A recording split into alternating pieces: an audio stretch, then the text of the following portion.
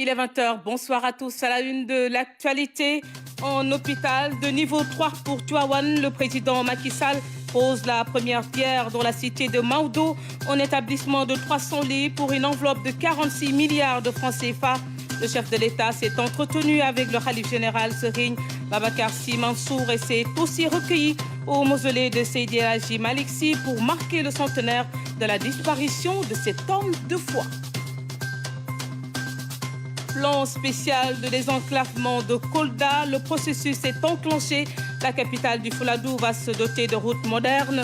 Le ministre des Infrastructures, des Transports terrestres et du désenclavement a lancé les travaux des routes Kolda-Pata, Kolda-Salikenyé pour desservir ces localités. À Reyou, Ndaouni, 6625 jeunes enrôlés à l'issue de 3 jours de formation. Les 72 heures du Pôle emploi de Dakar ont pris fin ce samedi. La cérémonie de clôture a été présidée par le ministre de l'Emploi, de la formation professionnelle et de l'apprentissage. Relance du meeting de Dakar. Après une pause de 7 ans, la capitale a accueilli 150 athlètes du continent en longueur. La médaille d'or est allée à Ahmad Bachir Faye. Dans ce journal, les temps forts du meeting.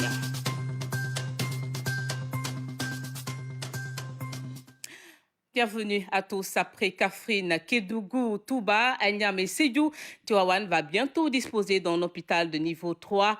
La première pierre a été posée ce samedi dans la cité de Maodo par le chef de l'État. L'établissement d'une capacité de 300 lits va coûter 46 milliards de francs CFA. Durée des travaux 18 mois. L'acte vise à améliorer l'accès aux soins de santé des populations de Tivaouane et environ. Aboubakry Kane. L'acte hautement symbolique vient enrichir la carte sanitaire du Sénégal avec un nouvel hôpital de niveau 3. Un établissement public dans une position géographique stratégique qui devrait améliorer la santé des populations du Cayor. Un projet d'une capacité de 300 lits qui consacre une organisation avec 8 pôles.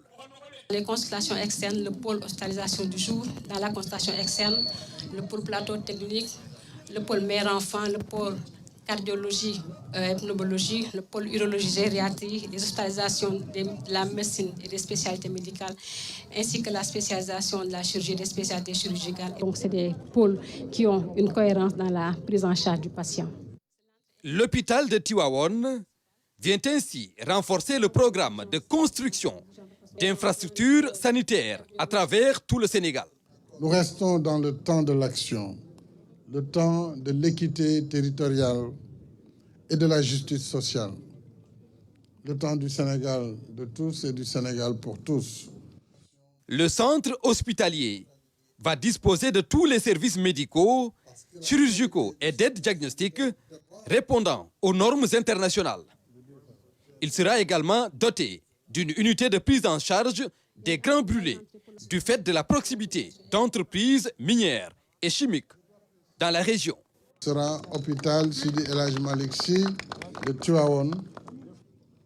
En outre, et conformément à ses missions d'enseignement, de formation et de recherche, et en collaboration avec l'université Iba Der Thiam de Thiès, l'hôpital aura un pôle enseignement avec un amphithéâtre de 200 places et des salles de cours. Je dois préciser que le lancement de ce projet n'est pas lié aux malheureux incendies du service de néonatologie. Un projet conçu bien avant pour répondre à un besoin réel. Et c'est parce que la ville de Maodo s'est bien agrandie, aussi bien en espace qu'en population. Il est donc devenu nécessaire de réaliser une nouvelle infrastructure sanitaire pour répondre à ce double impératif. Parce que les capacités d'accueil de l'hôpital Mame Abdou ne répondent plus à la demande de soins malgré les renforcements périodiques de son plateau technique. Alors toutes ces raisons font que Tivaouane mérite d'avoir un hôpital de niveau 3 à la hauteur de son standing afin d'améliorer l'accès aux soins des populations d'ici et des localités environnantes. Parallèlement aux infrastructures, le président Macky Sall pense également aux ressources humaines. La qualité du système sanitaire dépend aussi des conditions de vie et de travail du personnel qui l'anime. D'un coût de 46 milliards de francs CFA, le chantier sera livré dans 18 mois avec comme exigence la rigueur, le fast-track et la qualité du travail.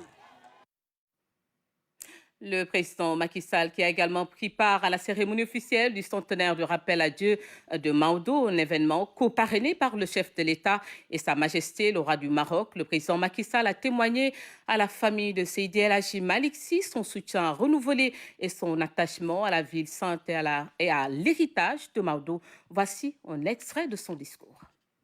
Je me sens honoré d'être avec vous ce jour, accompagné d'une forte délégation, pour communier avec vous, vous témoigner de mon soutien renouvelé et de mon attachement à la ville sainte de Tivaouane et à l'héritage de Seydi El Hadji Malick Sy du Maodo Malick. Maodo veut dire le grand. En langue pulaar, net de Maodo. Et c'est vrai que toute sa vie durant, Seydi El Hadji Malick Sy a été grand par sa foi en Dieu, grand par ses enseignements, grand par le legs immense qu'il a laissé à la postérité. Les nombreux muqaddam qu'il a formés et installés pour propager l'islam et la tijania en constituent une belle illustration par rapport à sa vocation de formateur. L'autre particularité de Seydi El Hadji Malick Sy, c'est d'être une figure historique de notre parenté au sein d'une seule nation. Par son arbre généalogique, nous savons aussi comment il est apparenté avec la famille d'El Hadji Omar Foutiyou, qui avait déjà prédit son arrivée sur terre, et avec la famille de Serigne Touba, Cheikh Ahmadou Bamba Mbacké, par leur ancêtre commun, Mam Maram Mbacké. Le chef de l'État s'est aussi recueilli au mausolée de Seydi El Hadji Malick Sy, moment de prière et de recueillement suivi de la visite de chantier de la mosquée de Tivaouane. Le président Macky Sall a constaté l'état d'avancement satisfaisant des travaux de cette grande mosquée qui va accueillir 50 000 fidèles au Maninga. Le mausolée Seydi El Hadji Malick Sy, étape éminemment importante. C'est ici que repose le saint homme depuis maintenant 100 ans. Un grand moment de prière et de recueillement pour le président de la République, Macky Sall. Un hommage appuyé à la dimension de l'illustre précurseur de la Tijania au Sénégal. Le chef de l'État est ici en compagnie de Serigne Mansour Sy Dabakh et Serigne Mansour Sy Djamil. kon li nga xam ne daal moom la yàlla dénk. ci responsabilité. sëñ Babacar Sy Mansour nee na. yàlla na la ci yàlla jàppale président. Ce passage du président Macky Sall au mausolée sonne comme une bénédiction vers un autre moment fort. La visite du chantier de la mosquée de Tivaouane. Sur des centaines de mètres, le chef de l'État marche vers le lieu de culte actuellement en construction.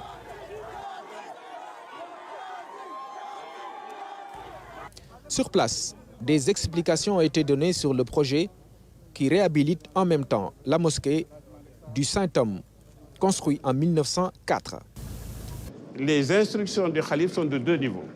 On était ici en visite quand il nous a appelés pour nous dire faites attention, le niveau intérieur est bas.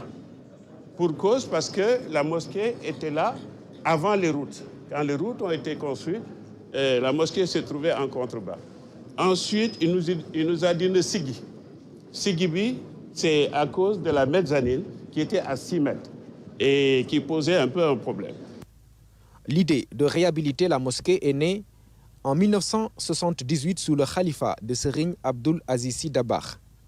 En 2020, l'actuel khalife Serigne Babacar Sy Mansour entame l'achèvement qui donne aujourd'hui les résultats que le président Macky Sall vient constater.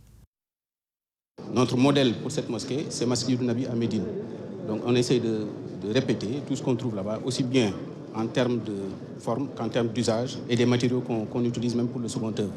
Essentiellement, c'est la climatisation qui est l'élément le plus important. Nous avons 3 groupes eau glacée de 630 kW chaque. 630 kg chaque. Maintenant, on a, avec la licence que vous avez accordée à l'association, nous allons installer une centrale de 10 MW. Nous avons loin d'ici, non? Pas très loin. Et donc, nous transporterons l'énergie pour alimenter la mosquée et le surplus va être cédé. Voilà. Donc, directement, nous transportons et c'est le surplus que nous cédons. Le CDE.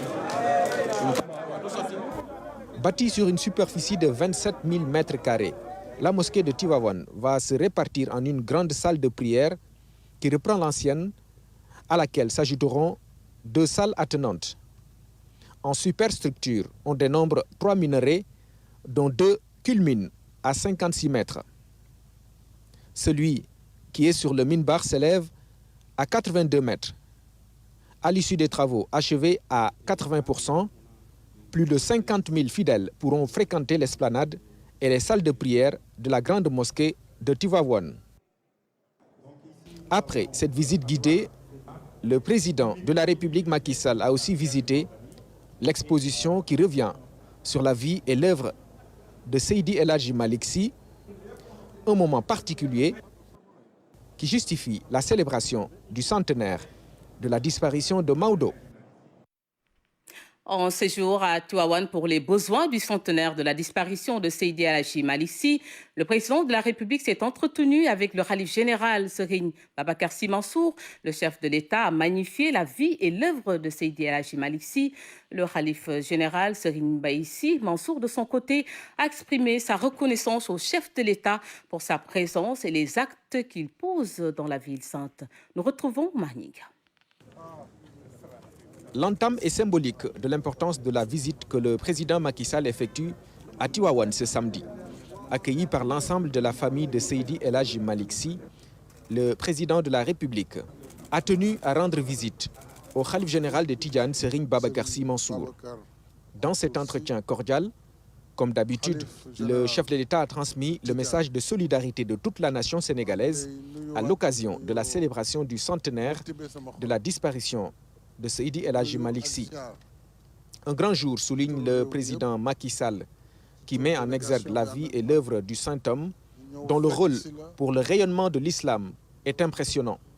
Seydi El Hadji Malick Sy radiyallahu ta'ala anhu mu liggéeyal islam dafa romb Sénégal. Le président Macky Sall a marqué toute sa gratitude au khalife général, dont l'affection est restée intacte. La confirmation de son porte-parole Serigne Mansour Sy Dabakh, qui a remercié le chef de l'État pour cette marque de considération. Aussi a-t-il exprimé la reconnaissance de toute la famille de Seydi El Hadji Malick Sy. Serigne Mansour Sy Djamil a aussi témoigné pour rappeler le soutien important du président Macky Sall lors de la célébration de ce centenaire à Paris il y a quelques semaines. Serigne Maodo Sy Dabakh a aussi pris la parole pour dire son affection au président Macky Sall.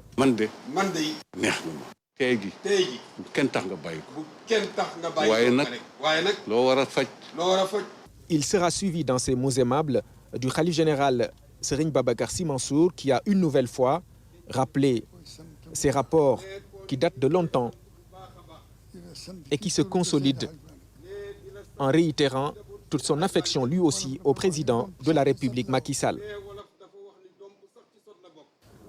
Un message que le chef de l'État a pris avec beaucoup d'humilité, non sans réitérer sa détermination à faire respecter l'État et les institutions dans sa gouvernance.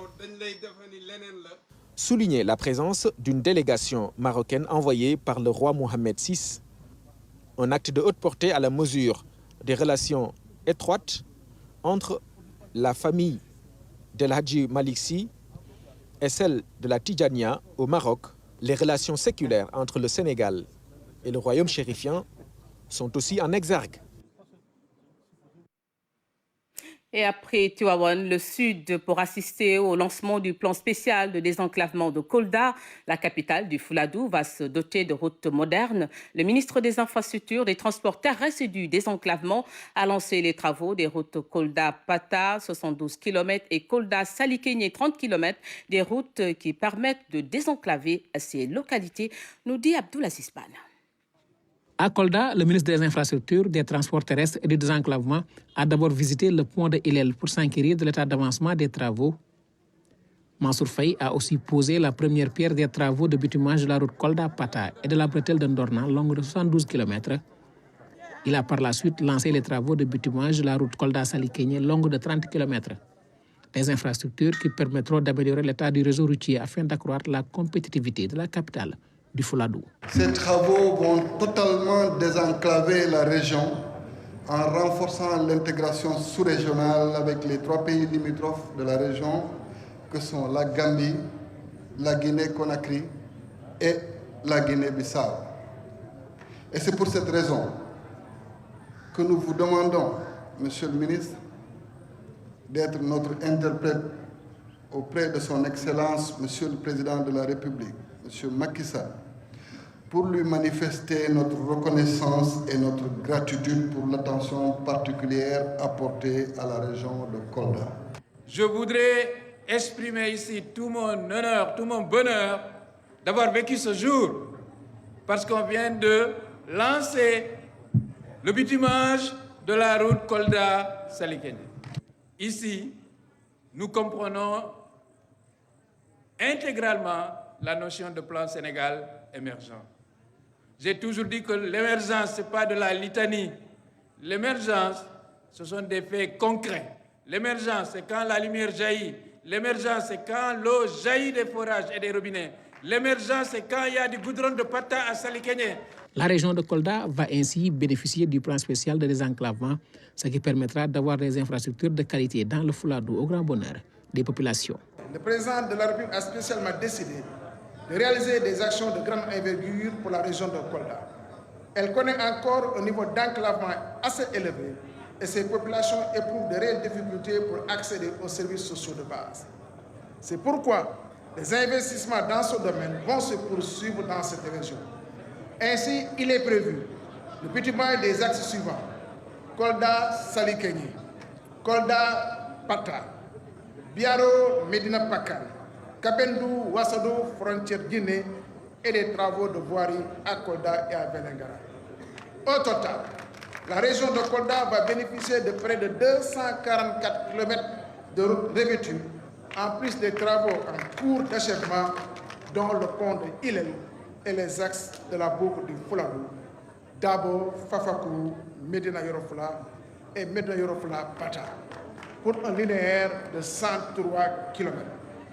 Ce programme vient renforcer les efforts de l'État, qui a investi depuis 2012 près de 165 milliards de francs CFA dans les infrastructures routières. Le ministre a exhorté les entreprises attributaires des marchés à veiller au respect de la qualité et des délais d'exécution des travaux.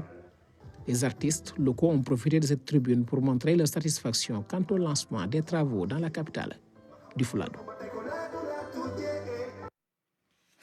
À Dakar, 6625 jeunes ont bénéficié en 3 jours d'un emploi, d'un bon de formation ou de financement. Voilà le résultat des 72 heures du Pôle emploi de Dakar. Une opportunité pour beaucoup de jeunes qui ont saisi leur chance. La cérémonie de clôture a eu lieu aujourd'hui dans la matinée. Elle a été présidée par le ministre de l'Emploi et de la formation professionnelle de l'apprentissage. Compte rendu, Ibrahim Ndong. La photo de l'espoir ou le début d'une vie professionnelle. Ils sont nombreux des femmes ou des jeunes à bénéficier d'un bon de formation, d'un contrat de travail ou même d'un financement des structures dédiées. C'est le résultat des 72 heures du Pôle emploi de Dakar. En ce 3e jour, coïncidant avec la clôture, l'autorité revient sur l'importance d'une telle initiative. Les 72 heures du Pôle emploi de Dakar ont permis à 6625 jeunes d'être pris en charge, qui pour la formation, qui pour un contrat de travail, qui pour un financement. 6 625 jeunes en 3 jours. Sur le pilier emploi, il faudrait peut-être rappeler que le président de la République a décidé de porter la Convention nationale État-employeur qui était de 1 milliard à 15 milliards de francs CFA dans le cadre du programme Xëyu Ndaw ñi. Tout cela s'inscrit dans le cadre du programme d'urgence pour l'emploi et l'insertion socio-économique des jeunes, Xëyu Ndaw ñi. Modou est un bénéficiaire, un jeune, issu de l'école coranique. Aujourd'hui, il tient son bon de formation. Je n'ai jamais imaginé que je pouvais bénéficier d'une telle formation. Je suis un jeune qui a fréquenté l'école coranique et c'est grâce à une copine qui m'a demandé de déposer. Alhamdulillah, j'ai bénéficié d'un bon de formation. Cette jeune fille, elle, vient de décrocher un contrat de travail à durée déterminée. J'ai bénéficié d'un contrat à durée déterminée à travers Pôle emploi. J'ai signé le contrat avec l'entreprise e-call qui évolue dans le domaine de téléopération. Ouais. En fait, c'est juste par le biais d'un ami qui m'a envoyé le lien, donc je me suis inscrite. Et hier, je suis venue faire l'entretien et ce matin, on m'a appelé pour me dire que je dois venir signer le contrat. La tutelle a saisi l'occasion pour préciser qu'en 3 ans seulement, plus de 400 milliards ont été injectés dans le cadre de ce programme d'urgence. Ce programme Xëyu Ndaw ñi, doté d'un budget de 450 milliards pour 3 ans, avec pas moins de 8 piliers, les activités des 72 heures combinées aux résultats des actions continues des services ont permis de noter une réelle évolution. Sur le pilier emploi, on est aujourd'hui à 64 805 emplois sur un objectif de 65 000. Sur les bons de formation, on est aujourd'hui à 10 342 jeunes sur l'ensemble du territoire sénégalais qui ont bénéficié de bons de formation.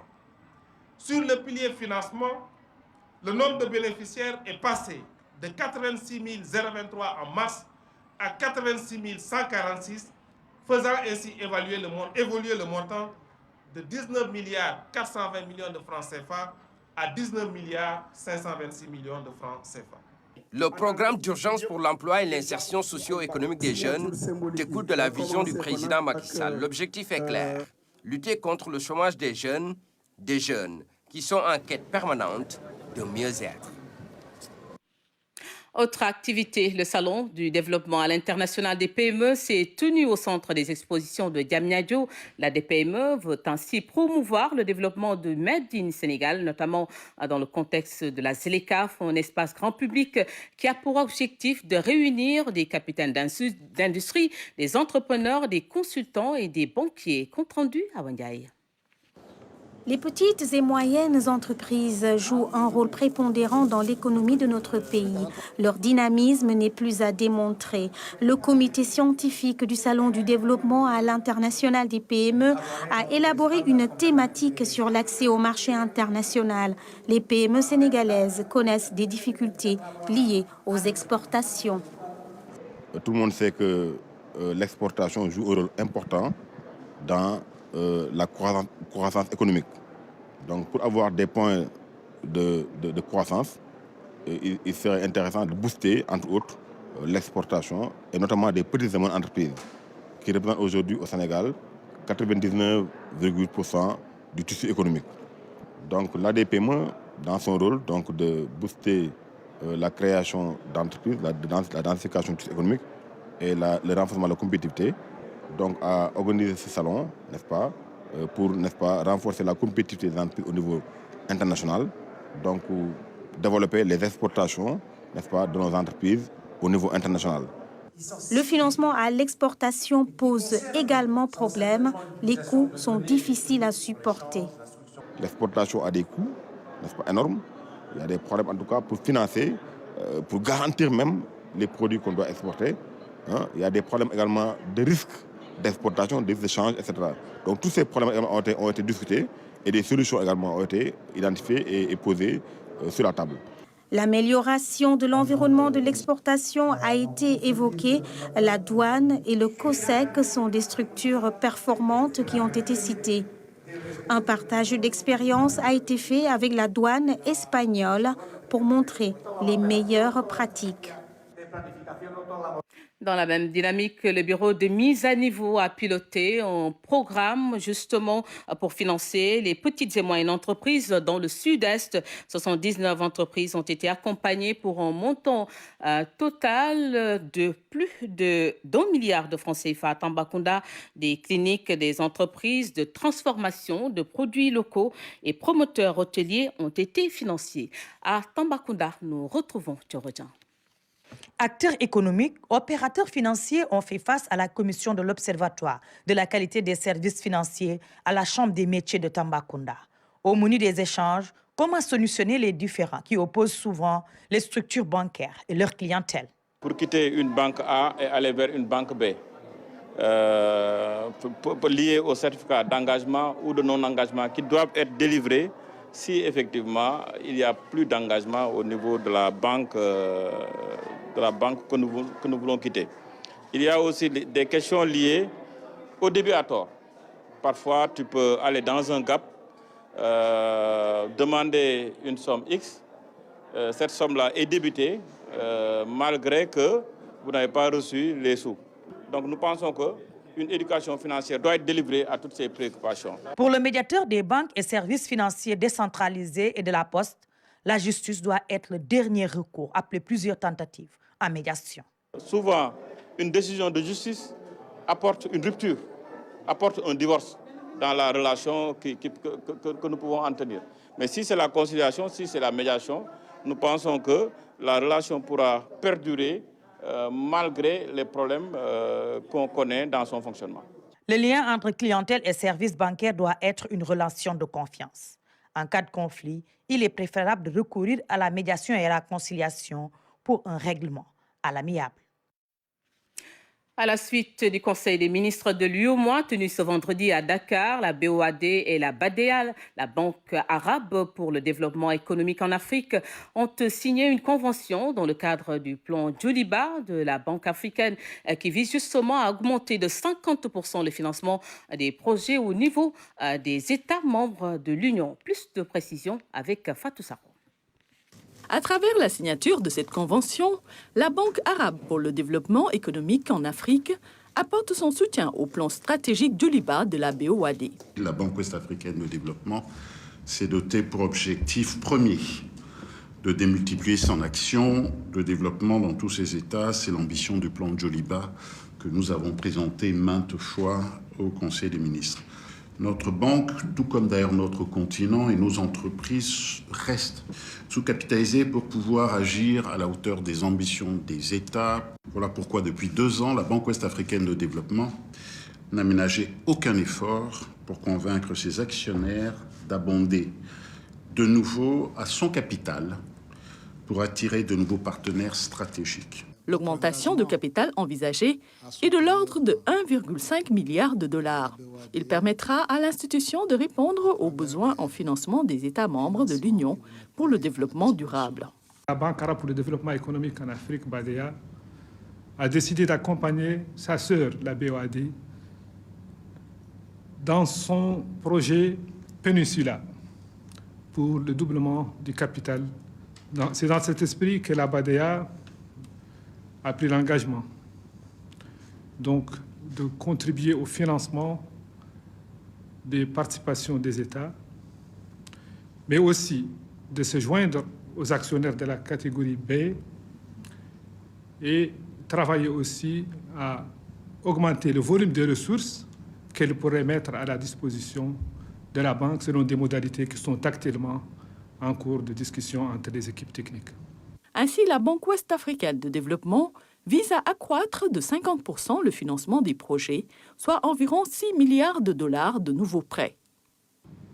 Dans ce contexte que vous avez décrit tout à l'heure, marqué par des crises et des chocs, et qui se traduit aujourd'hui par une inflation généralisée, les banques de développement ont un grand rôle à jouer pour vraiment aider notre continent, notre zone, à mettre en œuvre des politiques qui visent la transformation structurelle de nos économies. C'est en marge de la deuxième session ordinaire du Conseil des ministres de l'UEMOA que la BOAD, la BADEA et le Conseil ont procédé à la signature de cette déclaration tripartite. Elle les engage à œuvrer pour l'aboutissement du plan stratégique quinquennal 2021-2025 de la Banque ouest-africaine, Joliba. Dans un tout autre domaine, des agents des douanes nigériennes viennent de boucler une visite au Sénégal.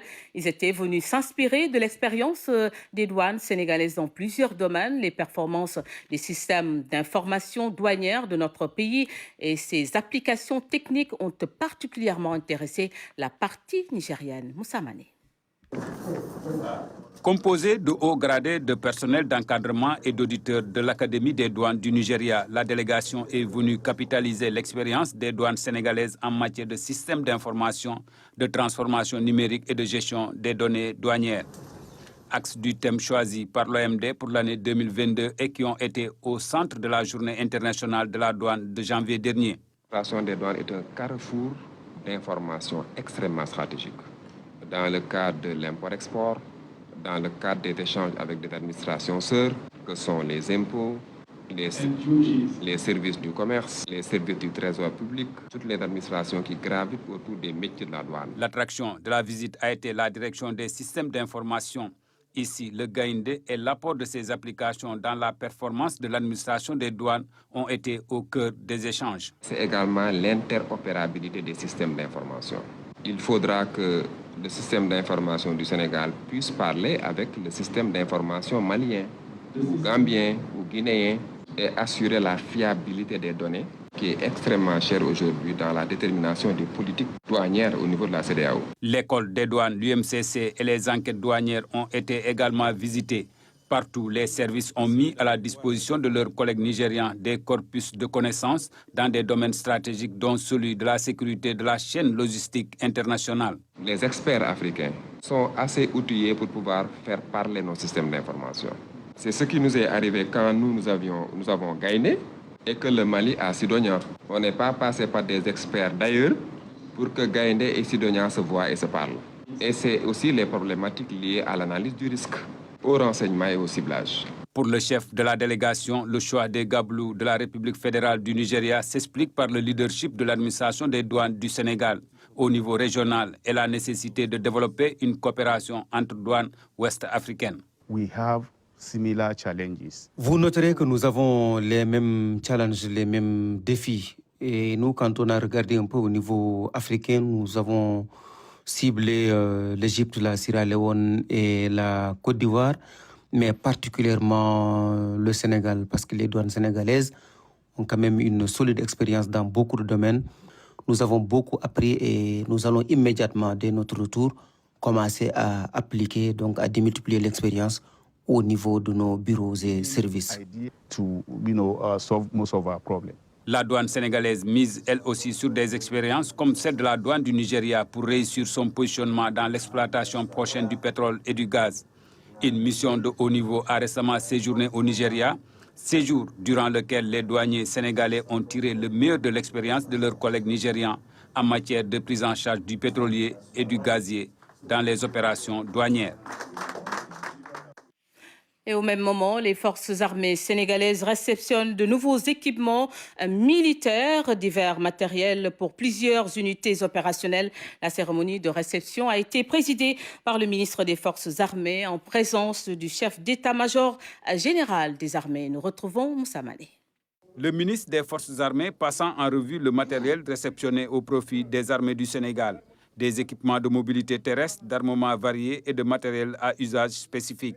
Nous avons eu la plus grande fierté de constater le nombre impressionnant de matériel qui montre que l'armée sénégalaise n'a rien à envier aux grandes armées. Parce que ce matériel, il y a un éventail de la mobilité au renseignement. Cela montre parfaitement que tout a été pris en compte pour que un équipement de dernière génération soit à la disposition de nos armées quand ils sont en opération.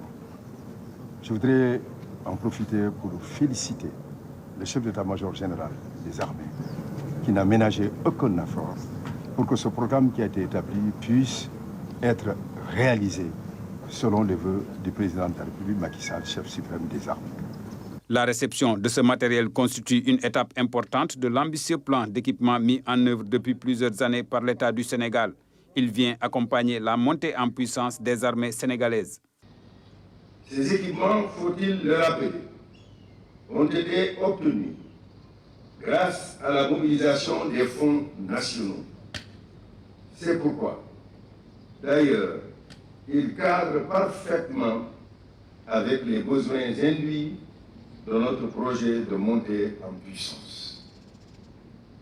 Le modèle d'armée que nous avons choisi exige des savoir-faire à entretenir et de nouvelles capacités à développer dans l'optique de faire face à des menaces diffuses et accrues, plus difficiles à prévoir et surtout très complexes à cerner et à prendre en charge. Tous les bataillons seront servis, de même que les unités en opération extérieure. Un matériel qui permettra désormais à l'armée sénégalaise de mieux prendre en charge ses missions habituelles. Programme national de cantine scolaire, le PAM, Programme alimentaire mondial, cible 7000 écoles au Sénégal. L'institution compte sur la RTS pour accompagner davantage notre pays. 7 millions de dollars sont déjà investis au Sénégal par le Programme alimentaire mondial en 2021. La directrice du PAM a rendu visite à la RTS. Maman Moussagna. L'hôte de la RTS est très décontractée. Très souriante, la représentante résidente du PAM à Dakar depuis le 1er novembre 2020 est venue remercier d'abord la RTS pour sa parfaite collaboration avec l'organisme qu'elle dirige. L'objet de la visite aujourd'hui, c'est de rencontrer Monsieur le directeur général, Monsieur Racine Talla. Et je sais aussi qu'il appuie énormément le travail du Programme alimentaire mondial.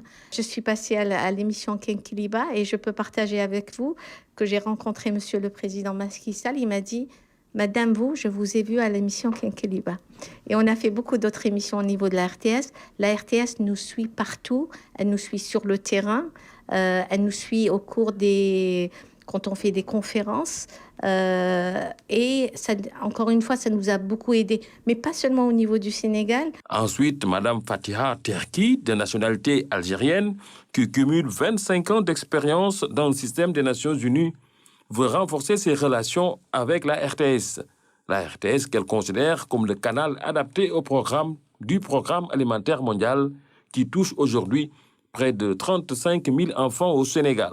Monsieur le président Macky Sall lui-même a fait cette annonce où il a mis sur la table à peu près 1 million de dollars pour commencer, pour contribuer et élargir ce programme. Et nous allons continuer à travailler avec le gouvernement pour s'assurer qu'il y a les financements pour continuer ce programme. Diplômée d'anthropologie médicale en France, Madame Terki a travaillé à l'OMS avant de rejoindre le PAM.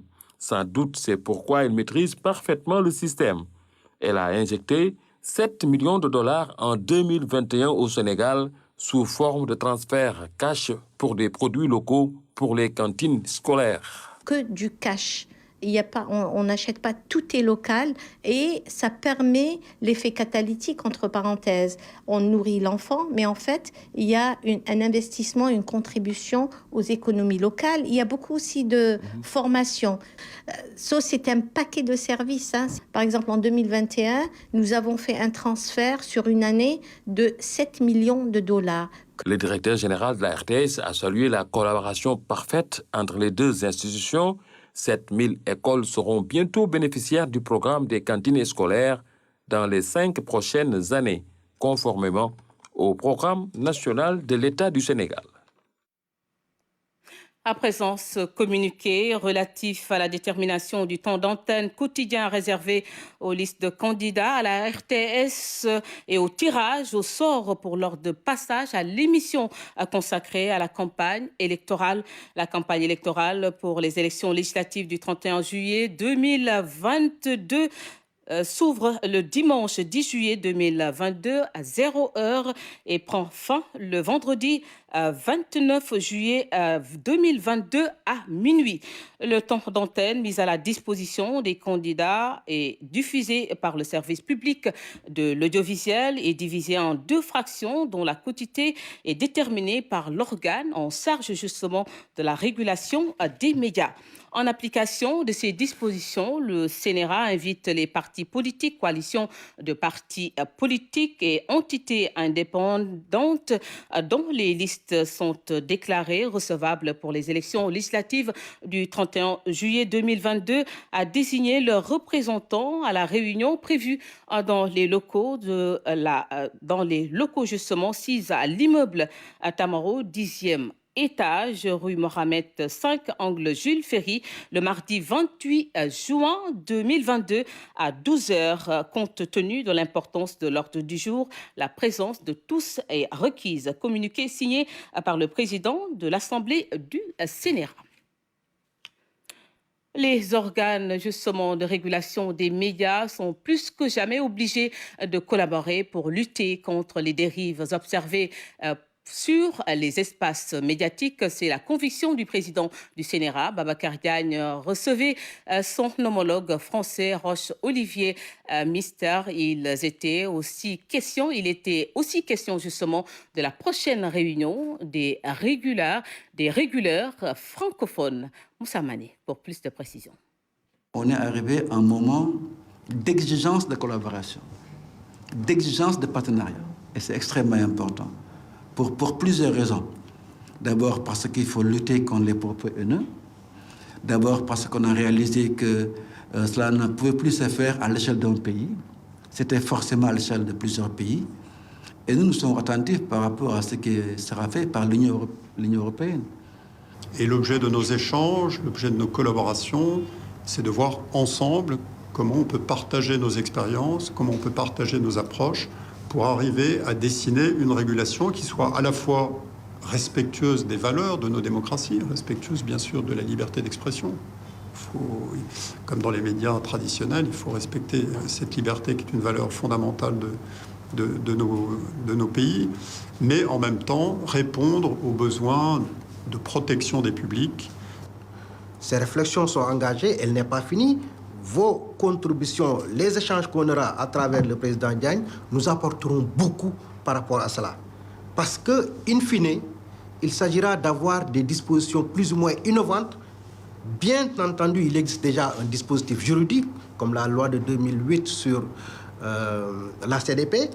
Il y a également la loi de 2018, etc., etc. Donc, il existe une réglementation. Mais les parcellaires, on devrait aller dans un sens plus proactif pour disposer, évidemment, de cette réglementation-là qui permettra à l'État, à ses services, de pouvoir mieux faire face à cela.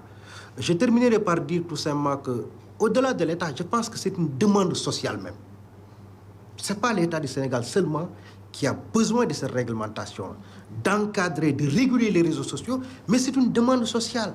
Nous sommes durement frustrés. Non seulement ces grands GAFAM sont là, impactent nos sociétés, impactent nos démocraties, mais ne paient pas de taxes, ne paient pas d'impôts.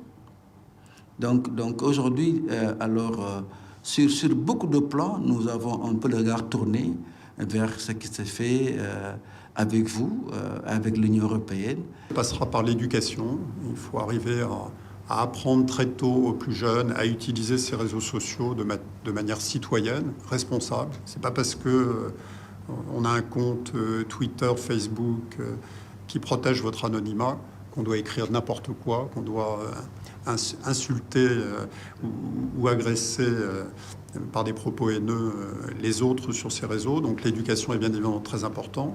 La justice, bien évidemment, qui doit remplir son rôle. Quand on porte des propos illicites, de l'incitation à la haine, à la violence, au racisme, eh bien, on doit pouvoir être condamné. C'est bien évidemment naturel. Le régulateur, qui doit bien sûr disposer de nouveaux outils pour pouvoir appréhender ces acteurs. Le monde de la recherche également. Il faut que le monde universitaire, le monde de la recherche puisse aussi conduire des travaux, comme ils le font sur les médias audiovisuels traditionnels, sur ces grands acteurs. Et puis ces plateformes elles-mêmes qui doivent se doter des outils d'intelligence artificielle, de modération humaine, pour arriver à maîtriser les excès que l'on observe sur ces plateformes. Ça reste des outils formidables, ça reste des outils très utiles pour notre vie quotidienne. Un retour sur le centenaire de la disparition d'Elhaji Malick Sy. Hier, une séance de récital de Coran appelée Hadratul Juma a ouvert les activités commémorant les 100 ans de la disparition de Seydi Hadj Malick Sy à Tivaouane. Maman Moussagnan.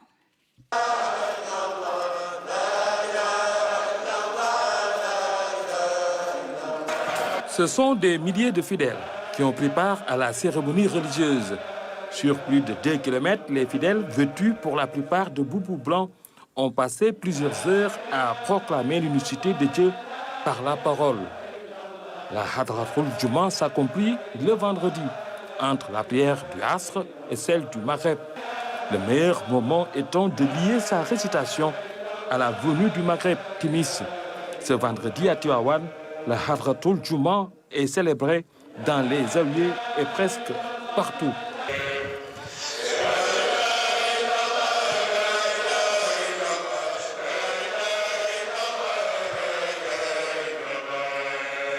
En effet, l'événement marque le début des activités qui commémorent les 100 ans après Seydi Elhaji Malick Sy.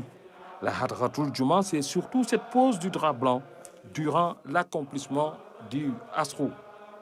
La Hadratul Juma demeure l'un des 3 piliers de la doctrine tidjane, dont la base opérationnelle reste le zikr, qui est d'une importance capitale pour l'âme, tel qu'indiqué par le Créateur dans la sourate.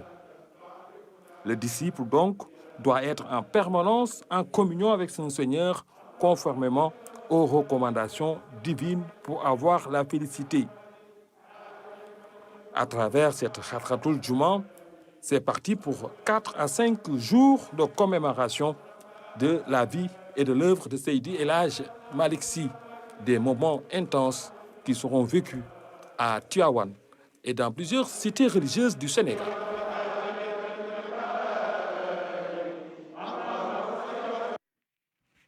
En sport, Dakar a renoué cet après-midi avec son meeting international d'athlétisme. Après 7 ans d'arrêt, les compétitions se sont déroulées à l'annexe du stade de Maître Abdoulaye Wade de Diamniadio. Au moins 150 athlètes y ont pris part, dont 39 Sénégalais. En son à longueur, Ahmad Bassir Faye remporte la médaille d'or grâce à son saut de plus de 7 mètres.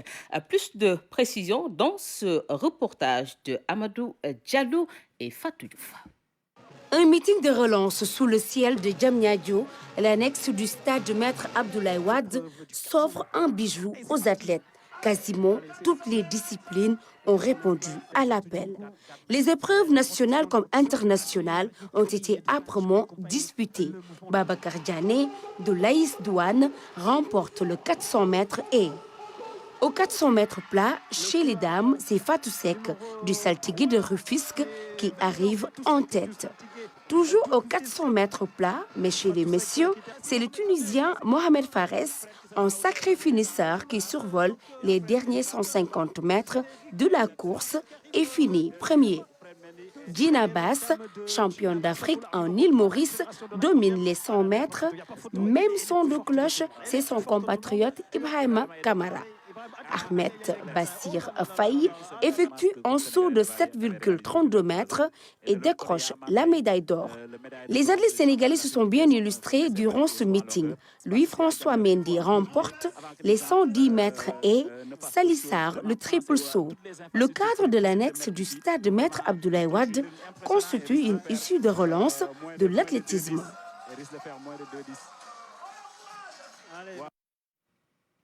Donc, à l'issue de la cérémonie, nous écoutons le président de la Fédération d'athlétisme, Amadou Diaba, au micro de nos envoyés spéciaux sur place. On a offert un beau spectacle aux jeunes qui étaient là, aux plus jeunes qui étaient venus supporter nos stars que nous avons. Et Dieu a bien fait, nous avons gagné pas mal de disciplines, le triple saut, le 110 mètres, et donc des Sénégalais qui se sont affirmés. Donc nous sommes sur la bonne relance. C'est comme une première. Donc je pense que pari réussi de l'organisation, mais maintenant il y a eu quelques failles, mais ça on va s'y remédier et faire une bonne évaluation. Remercier tous nos partenaires qui nous ont soutenus, surtout la RTS. Vraiment ça, sincèrement, du fond de mon cœur, je remercie la RTS parce qu'ils ont montré que vraiment c'est un service pour la nation. Donc vraiment c'est une mention spéciale et que la Fédération sénégalaise d'athlétisme, le ministère de Sport qui nous a beaucoup accompagnés. Vraiment, Matarba, merci beaucoup parce qu'il nous a beaucoup soutenus et accompagnés. Et donc le comité olympique, comme je l'ai dit, nos partenaires qui étaient là. Donc vraiment, c'est super. Vraiment, on est contents. Bon, c'est pas parfait à 100%, rien n'est parfait. Aucune œuvre est parfaite, mais là, nous sommes contents. Nous sommes heureux. Il y a eu de très bonnes performances. Et donc, la seule chose qu'on a pu regretter avec les compagnies, il y a eu des ratés, il y a eu des changements d'horaire. Il y a quelques athlètes qui ne sont pas venus. Mais vraiment, les athlètes ne demandent que ça. Ils ne demandent qu'à venir courir. Et il nous faut des compétitions de ce genre. Donc, vraiment, et puis remercier vraiment le chef de l'État, ce bijou qu'il nous a offert pour que l'athlétisme, le ministre des Sports, vraiment les athlètes sont heureux et contents. Vous avez vu, ils sont en train de faire des selfies. Ils sont contents d'avoir ce joyau maintenant. Il nous faut de l'aide, les jeunes qui sont là, qu'on les accompagne, qu'on les entraîne et que vraiment qu'on puisse avoir de très très très bons athlètes. Dans tous les sports au niveau du Sénégal, il y a des athlètes, il y a des enfants qui sont bons. Mais il n'y a que le suivi. Je vous donne l'exemple que je donne toujours, le football, depuis qu'ils ont créé des écoles de foot. Vous voyez, maintenant, on domine l'Afrique et bon, bientôt, on est à la porte du monde. Donc voilà, donc, si on a des sports-études pour les sportifs, des sports-études pour les athlètes, donc vous voyez, le centre que je dirige, tous mes athlètes, ils ont gagné. Donc voilà, parce qu'ils sont logés, nourris, et ils ont tout là-bas. Donc si tu prends un jeune qui marche 2, 5, 6, 10 km pour venir s'entraîner, qui n'a pas de suivi, c'est pas possible. Maintenant, on sait pourquoi, comment on veut réussir, nous le savons. Et en faisant ces genres de manifestations et que les sponsors nous accompagnent, donc vraiment c'est super. Et vraiment, comme je l'ai dit, il faut que les sociétés viennent aider les sportifs. Nous, l'athlète, on ne demande que ça. Donc, nous avons un sporteur national qui est Petrosen, qui nous a vraiment poussé, la RTS. Donc vraiment, c'est super. C'est ça qu'on attend des sociétés nationales qui viennent stimuler et booster nos sportifs et nous aurons des résultats. À sa suite, nous suivons la réaction du ministre des Sports, Matarba. Bien évidemment, je suis très comblé de voir l'athlétisme, je dirais pas renaître de ses cendres, mais quand même le retour du grand rendez-vous de Dakar, qui est le meeting de l'athlétisme. L'athlétisme a écrit ses lettres de noblesse et c'est une discipline qui a fait le bonheur de l'ensemble des Sénégalais. Par faute d'infrastructures, de pistes homologuées, on est resté pendant plusieurs années sans avoir ce rendez-vous. Bien évidemment, au-delà de ce rendez-vous qui est africain, il y a aussi les problèmes liés au manque de compétition ici dans la région de Dakar. C'est pourquoi je salue la posture de nos athlètes, de nos sportifs, qui ont su traverser avec nous ces difficultés jusqu'à ce que le président Macky Sall trouve la solution. Et je dois dire que ce n'est pas un plaidoyer, mais c'est un témoignage du monde de l'athlétisme. Je viens de parler au président et des grands responsables. Ils ont été agréablement surpris de voir ce que le président Macky Sall a réalisé ici avec le matériel de dernier cri. Ça ne nous surprend pas parce que dans son programme, le président Macky Sall voudrait faire du Sénégal, surtout de toutes les régions du Sénégal, que, en tout cas, ce pays devient un hub sportif. Nous nous rappelons du tournoi qualificatif de judo pour les Jeux Olympiques ici à Dakar. Nous envisageons d'organiser les Jeux Olympiques de la jeunesse. Nous avons le stade Maître Abdoulaye Wade et l'annexe est là. Mais bien évidemment, d'ici jeudi, le mardi plus précisément à 15h, je vais lancer les travaux de réhabilitation, voire même de transformation du stade Léopold Senghor. Et dans ce stade, il y aura toutes les commodités, plus que ce qu'on retrouve ici pour le développement de l'athlétisme. Cela veut dire tout simplement que ce qui nous manquait pour gagner des trophées, ce qui nous manquait pour faire de notre pays, en tout cas un pays qui a un sport performant, le président Macky Sall est en train de trouver toutes les solutions en dotant ce pays d'infrastructures sportives de dernière génération. En football, l'Étoile Lusitana joue ce dimanche la première finale de Coupe du Sénégal de son histoire. Le Petit Poucé, club de National 1, l'équivalent de la 3e division, veut frapper un grand coup face au Casa Sport. Notre reporter Ibrahima Mboup a assisté à la séance d'entraînement de l'équipe au stade Ibrahima Boui de Guédiawaye. Reportage. La balle est dans leur camp. Les joueurs de l'Étoile Lusitana veulent la saisir au bon et marquer les esprits en finale de Coupe du Sénégal. Une première pour ce centre de formation qui compte inscrire son nom au palmarès de la Coupe nationale. Dieu a fait, on a eu accédé à cette finale, donc on se prépare mentalement, psychologiquement, surtout physiquement, parce que nous savons ce qu'on entend le dimanche. Parce que c'est une équipe qui a le plus de niveau que nous. Donc on s'est battu chaque match, on s'est battu jusqu'à ce niveau. On est dans le dernier carré. Donc ce qu'on a à faire maintenant, c'est de soulever le trophée pour pouvoir écrire notre histoire. On n'a pas de stress, on n'a rien à perdre. Beaucoup de personnes ne nous attendaient pas en finale, mais nous avons toujours cru en nos chances. Notre parcours montre qu'on a du mérite. La moyenne d'âge de l'équipe, c'est 18 ans et demi, un effectif jeune, plein de dynamisme. La gestion de la pression et de l'événement préoccupe le staff technique quand on sait que l'adversaire en finale est un habitué des grands soirs. On n'a pas le droit de passer à côté. Mais pour ce faire, il faut costaud mentalement. Ce n'est plus un problème de tactique ou bien, n'est-ce pas, technique, mais tout c'est mental. On s'est dit on va continuer nos mêmes habitudes. Et voilà, et c'est surtout de faire en telle sorte que le jour-ci, qu'ils ne seront pas crispés. En ce moment, bien des projecteurs sont braqués sur l'Étoile Lusitana, un club de 3e division qui reste fidèle à ses principes de jeu, quel que soit l'enjeu du match. Franchement, notre style de jeu, c'est un jeu de conservation. Voilà, tout le monde sait que c'est un jeu de conservation, beaucoup de conservation. Oui, parce que aussi le fait que nous sommes un centre de formation qui doit vendre des heures, parce que ça, c'est partie de nos premiers principes. Et ensuite, effectivement, beaucoup de transitions par moment. C'est-à-dire que des fois, quand tu as le ballon, effectivement, il faut conserver. Mais tantôt, quand on n'a pas le ballon, il faut savoir les récupérer et les utiliser dans certains moments très rapidement. L'Étoile Lusitana a été rachetée en 2017 par les frères Étienne et Bernard Mendy. Ils sont accompagnés dans ce projet par Bounassar, Bafetimbi Gomis, Issi Ardia et Tierno Seydi. On a axé notre objectif sur la formation et aujourd'hui, on va dire qu'on a récompensé, même si la priorité, ça reste le championnat et de pouvoir accéder à la 2e division, mais c'est une récompense quand même du travail accompli depuis 2017. Avant 2017, on avait déjà cette ambition de pouvoir reprendre un club ou de créer un club. Et c'est vrai que pour avoir les affiliations, c'était un peu compliqué. On a eu la chance que l'Étoile Lusitana était à vendre et on a saisi l'opportunité. Faire tomber le Casa Sport de son piédestal, voilà le défi que veulent relever les pensionnaires de l'Étoile Lusitana.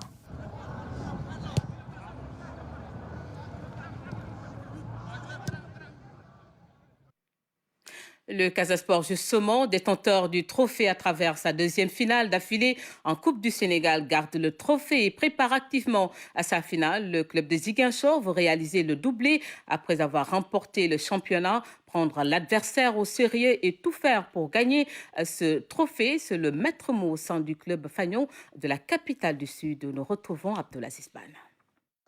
C'est une équipe du Casa Sport au complet qui prépare activement la finale de la Coupe du Sénégal face à l'Étoile Lusitana. En termes de séances d'entraînement, les champions du Sénégal, détenteurs du trophée, sont dans la continuité de ce qui s'est fait depuis le début de la saison. Les entraînements sont basés sur le maintien de la forme parce qu'en ce moment, tout le monde est physiquement prêt. Maintenant, c'est le maintien de la forme et puis le travail technico-tactique parce que aussi, nous allons avoir un adversaire qui est un centre de formation. Donc il faut être prêt tactiquement et techniquement pour pouvoir les contenir. Le Casa Sport va jouer à fond cette finale de la Coupe du Sénégal.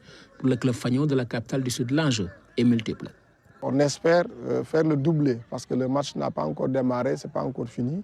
Et quand nous, on se prépare, comme je l'ai toujours dit, pour une compétition, c'est pour aller remporter cette compétition-là, quel que soit Alpha.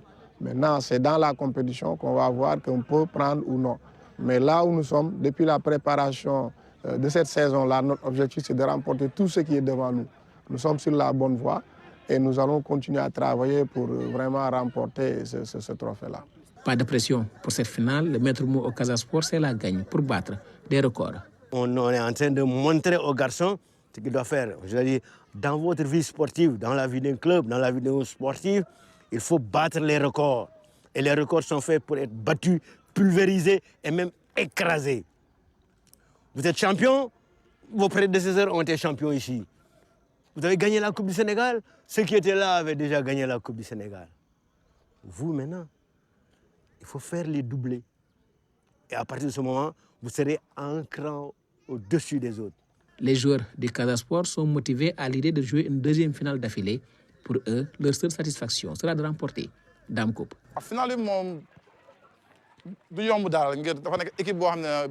Ça va être une finale âprement disputée. Nous allons mettre tous les atouts de notre côté pour gagner la Coupe. Nous travaillons dur pour cela.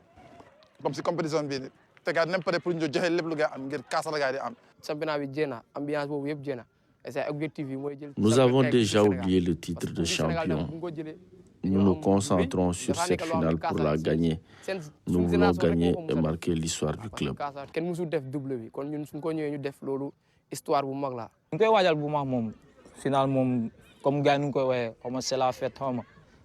La finale est une fête, mais nous sommes conscients de ce qui nous attend sur le terrain.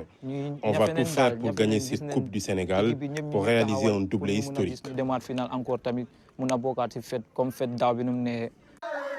Pour l'heure, la mobilisation est sonnée pour accompagner le club à atteindre cet objectif qui est de gagner la Coupe du Sénégal. Une victoire ce dimanche permettra au poulain du coach Ansou Diadjou d'écrire une nouvelle page de l'histoire du football sénégalais.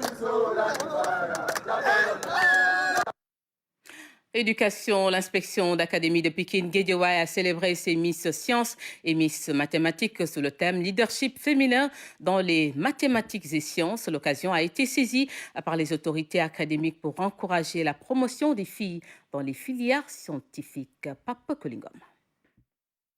L'arène nationale de Dakar a accueilli la cérémonie marquant la 11e édition du concours Miss Math Miss Sciences de l'académie de Pikine Guédiawaye sous le thème Leadership féminin dans les mathématiques et dans les sciences.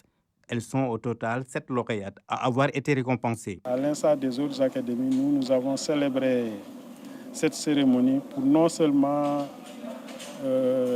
identifier un peu des talents scientifiques, des talents au plan des mathématiques, et essayer vraiment de cristalliser ces talents, mais surtout de susciter l'émulation chez les autres.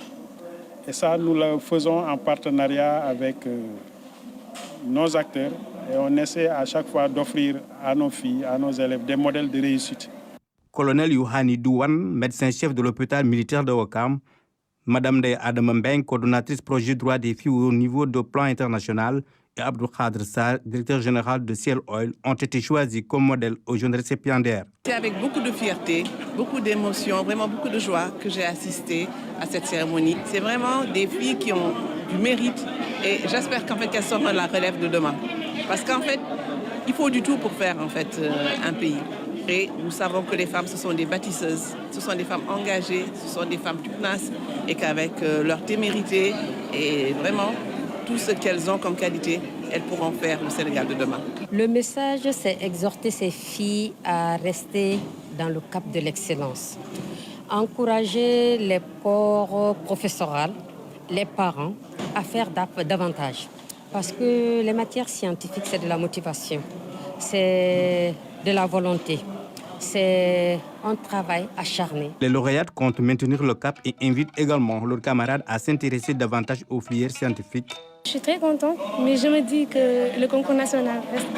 Il y a quelque chose qui reste et il faut que je me batte pour ça. Sentiment de fierté, en même temps la volonté de vouloir amener la couronne de la Miss Science du Sénégal. La promotion et la valorisation des mathématiques, des sciences, de la technologie et du numérique font partie des priorités du ministère de l'Éducation nationale. C'est dans ce sens que chaque année, les meilleures filles au concours d'excellence Miss Mathématiques, Miss Sciences sont primées devant leurs pairs, mais aussi en présence des acteurs et partenaires de l'Éducation nationale. En culture, la Biennale a servi de cadre aux manufactures sénégalaises des arts décoratifs de Thiès pour exposer le travail réalisé par l'institution. Depuis quelques années, les manufactures sénégalaises des arts décoratifs de Thiès se sont engagées vers l'ouverture et la diversification de leurs offres, nous dit Seydina Alunfal. Pour certains, il est impensable de se rendre à Thiès sans visiter les manufactures sénégalaises des arts décoratifs. C'est le cas de cette famille allemande. On est venu ici parce qu'ici au Sénégal, à Thiès, ça c'est unique, cette manufacture ici. C'est vraiment impressionnant de voir les artistes comme ça de travailler parce qu'ici on fait tous avec les mains. Les dessins comme ça, après on les met sur les papiers, après on travaille avec les tapissiers comme ça. Ça c'est vraiment impressionnant de voir tout ça. Depuis longtemps, cette manufacture est ici et c'est vraiment formidable de voir tout le travail ici. Pour toute bonne, belle tapisserie ou tout beau tapis, il faut indéniablement un dessin et le dessin part de l'atelier de cartonnage, partant d'une proposition, d'une maquette faite par un artiste donc, que nous adaptions donc, en tapisserie à partir de cet atelier, donc forcément à partir du dessin. Comme eux, ils sont nombreux à s'intéresser à ce que fait l'institution. Les manufactures sénégalaises des arts décoratifs sont dans une nouvelle logique, diversifier leur offre et s'ouvrir davantage. Cette ouverture s'est ressentie lors de la Biennale avec les portes ouvertes, expositions et conférences. Après la manufacture nationale de tapisserie, nous sommes passés aux manufactures sénégalaises des arts décoratifs en 1973. Pourquoi les manufactures sénégalaises des arts décoratifs? Parce qu'il était mentionné qu'il fallait aller vers la diversification des produits. Et actuellement, nous sommes dans cette diversification parce qu'en plus de la tapisserie, nous avons un atelier de céramique, nous avons un atelier de sérigraphie, d'impression numérique, d'infographie. Nous avons le volet batik que nous réalisons ici. Dans le cadre de cette biennale, nous avons organisé un atelier de batik. Au terme des activités, la direction tire le bilan. L'objectif recherché, c'était de communiquer, de rendre visibles les manufactures davantage sur la scène artistique, sur la scène nationale, mais aussi de vraiment inciter les populations, inciter les Sénégalais à venir découvrir cet espace-là qui a dignement représenté le Sénégal depuis les indépendances, depuis la création de l'institution, où nous avons dans les grandes institutions une présence remarquable à travers les tapisseries. Et la diplomatie du Sénégal a beaucoup profité de cette institution à travers les œuvres qui ont été réalisées ici. Les manufactures sénégalaises des arts décoratifs de Thiès comptent lancer un concours artistique pour l'acquisition de maquettes à transformer en tapisserie, une manière de renouveler la collection. Vous pourrez suivre après ce journal la nouvelle série de la télévision nationale Halal. Halal, c'est l'histoire d'un homme pauvre devenu riche et veut prendre sa revanche sur la société sénégalaise. Retrouvez Halal, dont le premier épisode sera diffusé après ce journal. Halal, c'est donc tous les mardis et samedis soirs sur votre télévision nationale. Voilà qui met fin à cette présente édition. Merci à vous de l'avoir suivi. Très belle soirée à tous.